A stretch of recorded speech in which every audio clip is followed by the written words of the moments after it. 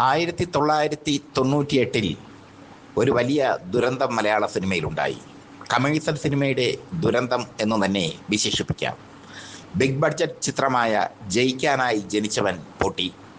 അതും hit maker Sasikumar സംവിധാനം ചെയ്തിട്ടും. ശ്രീകുമാരൻ തമ്പി കഥയും തിരക്കഥയും ഗാനങ്ങളും ഒക്കെ എഴുതി അദ്ദേഹം തന്നെ നിർമ്മിച്ച ജയിക്കാനായി ജനിച്ചവൻ അന്നത്തെ കാലത്ത് ബിഗ് ബഡ്ജറ്റ് ചിത്രമായിരുന്നു. സൂപ്പർ താരങ്ങളായ പ്രേം നസീറും സോമനുമായിരുന്നു നായകന്മാർ. ജയനായിരുന്നു വില്ലൻ.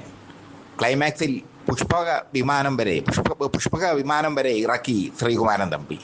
പണം വാരിയെറിഞ്ഞു അദ്ദേഹം. പക്ഷേ ആ പടം പൊട്ടി. ആ പടം പൊട്ടാനുള്ള കാരണം മിസ്കാസ്റ്റിംഗ് ആണ് എന്ന് വേണമെങ്കിൽ പറയാം. സോമൻ്റെ നായികയായി ഉണ്ണിമേരിയായിരുന്നു നിശ്ചയിച്ചിരുന്നത്.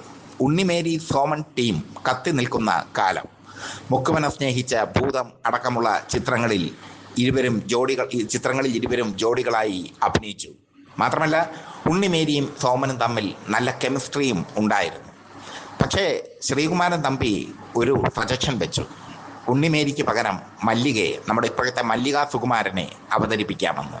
അന്ന് മല്ലികാ സുകുമാരൻ ആയിട്ടില്ല. എന്തായാലും ഉണ്ണിമേരിയുടെ ഗ്ലാമർ വേഷം മല്ലികാ സുകുമാരൻ ചെയ്തു. ചാലക്കമ്പോളത്തിൽ വെച്ച് നിന്നെ കണ്ടപ്പോൾ എന്ന ഗാനരംഗത്ത് തുടകളൊക്കെ കാട്ടി മല്ലികാ സുകുമാരൻ അഭിനയിച്ചു. പക്ഷേ ഉണ്ണിമേരിയുടെ 7 അകലത്തെത്താൻ അവർക്ക് കഴിഞ്ഞില്ല. അത് ചിത്രത്തിന് തിരിച്ചടിയായി മാറി. ആ ഗാനരംഗം ഹൈലൈറ്റ് ആയിരുന്നു. ആ ഗാനരംഗത്തിൽ ഉണ്ണിമേരി ആയിരുന്നെങ്കിൽ പടം വിജയിക്കുമായിരുന്നു എന്നാണ് ശശികുമാർ പിന്നീട് പറഞ്ഞത്. ശ്രീകുമാരൻ തമ്പി പിടിവാശി പിടിച്ച് മല്ലികയെ ആ ഗാനരംഗത്ത് അഭിനയിപ്പിക്കുകയായിരുന്നു. പ്രേക്ഷകർക്ക് വേണമെങ്കിൽ ആ ഗാനരംഗം യൂട്യൂബിൽ കണ്ടു നോക്കാം. സോമനും മല്ലികയും ചേർന്നുള്ള ഗാനരംഗം. മല്ലിക അതീവ സെക്സിയായി അഭിനയിച്ച ഗാനരംഗം. എന്തായാലും മല്ലികാ സുകുമാരൻ അതോടുകൂടി ഉണ്ണിമേരിയെ വെല്ലുന്ന നടിയൊന്നുമാവില്ലെന്ന് തെളിഞ്ഞു. പിന്നെ അവർ സുകുമാരനെ വിവാഹം കഴിച്ച് ദാമ്പത്യ ജീവിതത്തിൽ ഒതുങ്ങിക്കൂടി. ജയിക്കാനായി ജനിച്ചവൻ ശ്രീകുമാരൻ തമ്പിക്ക് വരുത്തി വെച്ചത് വലിയ നഷ്ടം.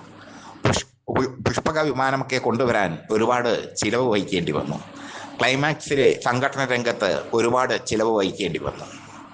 നസീറിൻ്റെയും സോമൻ്റെയും പ്രതിഫലം താങ്ങാനാവാത്തതായിരുന്നു അക്കാലത്ത്.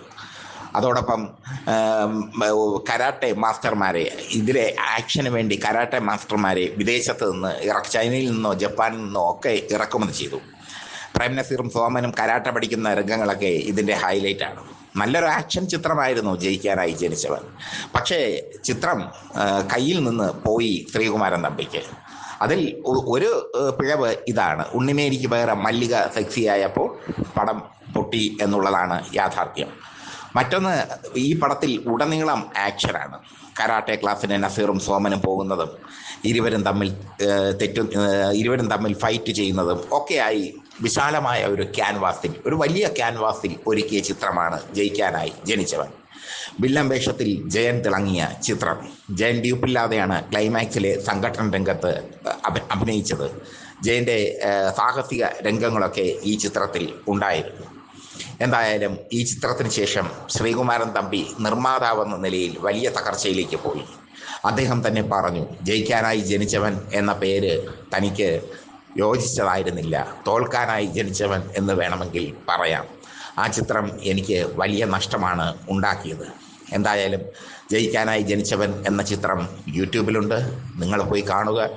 പഴയ കമേഴ്സ്യൽ സിനിമയുടെ ദുരന്തം എന്ന് വിശേഷിപ്പിക്കാവുന്ന, ഒരു കാലത്തെ കമേഴ്സ്യൽ സിനിമയുടെ ദുരന്തം എന്ന് വിശേഷിപ്പിക്കാവുന്ന ചിത്രമാണ് ജയിക്കാനായി ജനിച്ചവൻ. ഹിറ്റ് മേക്കർ ശശികുമാർ ഒരുക്കിയിട്ടും പടം പരാജയപ്പെട്ടു എന്നുള്ളതാണ് മറ്റൊരു വിരോധാഭാസം.